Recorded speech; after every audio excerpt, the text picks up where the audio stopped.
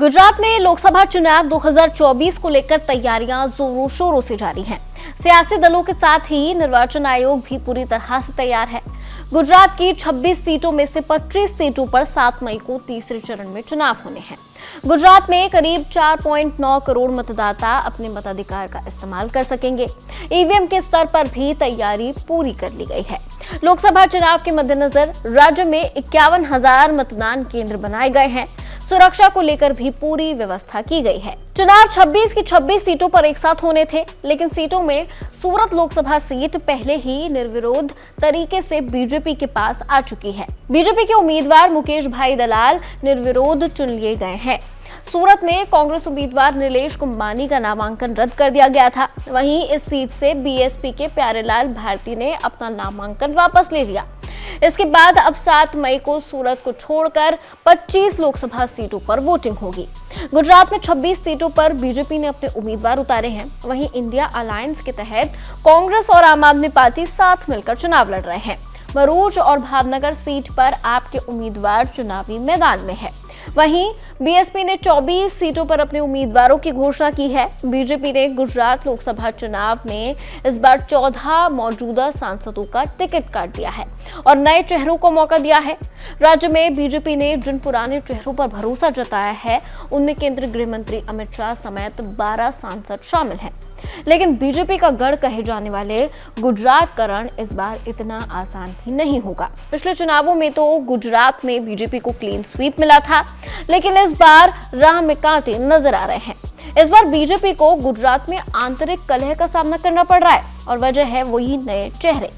मोदी और शाह की गहरी पकड़ वाले गुजरात में भाजपा के भीतर ही सत्ता संघर्ष का ऐसा खुला खेल पहली बार देखने को मिल रहा है।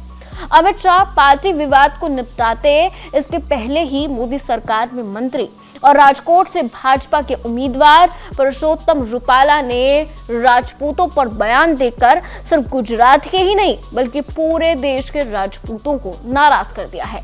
लेकिन देश के अन्य हिस्सों में राजपूतों के प्रभाव को देखते हुए भाजपा को राजपूत वोट खोने का डर सता रहा है। हालांकि रुपाला ने 3 बार माफी मांग ली है, लेकिन राजपूत समाज गुजरात में भाजपा को माफ करने के मूड में नहीं है। गुजरात में भाजपा के लिए 7 सीटें मुश्किल बताई जा रही हैं। इस पर हमारे एक्सपर्ट ने डिटेल में बात की है। इन 7 सीटों के समीकरण का वीडियो एबीपी लाइव पर आपको मिल जाएगा। इसका लिंक भी हम आपको डिस्क्रिप्शन बॉक्स में दे देंगे। भाजपा में भले ही आंतरिक असंतोष हो, लेकिन गुजरात में कांग्रेस की हालत बेहद खराब है। संगठन के नेता एक एक कर भाजपा का दामन थाम रहे हैं। गुजरात का ये पहला लोकसभा चुनाव है जब कांग्रेस को अहमद पटेल के बिना गुजरात में लड़ना पड़ रहा है। अहमद पटेल के बिना पूरा संगठन बिखरा बिखरा नजर आ रहा है। गुजरात में कांग्रेस और आम आदमी पार्टी में गठबंधन है। गुजरात में कांग्रेस 24 सीटों पर और आम आदमी पार्टी 2 सीटों भरूच और भावनगर से लड़ रही है।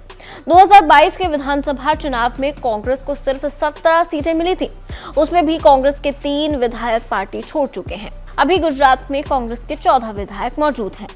बात आम आदमी पार्टी की करें तो पार्टी के दोनों उम्मीदवारों को जीत दिलाने के लिए दिल्ली के मुख्यमंत्री अरविंद केजरीवाल की पत्नी सुनीता केजरीवाल मैदान में हैं। उन्होंने गुजरात में रोड शो भी किया। दिल्ली लेकर पॉलिसी मामले में जेल में होने की वजह से आम आदमी पार्टी संयोजक प्रचार नहीं कर पा रहे हैं, इसलिए पार्टी ने उनकी पत्नी सुनीता केजरीवाल को स्टार प्रचारक बनाया है। खैर, अब देखना दिलचस्प होगा कि आखिर बीजेपी एक बार फिर गुजरात में क्लीन स्वीप कर पाती है या इस बार मोदी शाह के गढ़ में सेंध लगेगी। इस पूरे मामले को आप कैसे देखते हैं? कमेंट सेक्शन में जरूर बताइए। देखते रहिए एबीपी लाइव।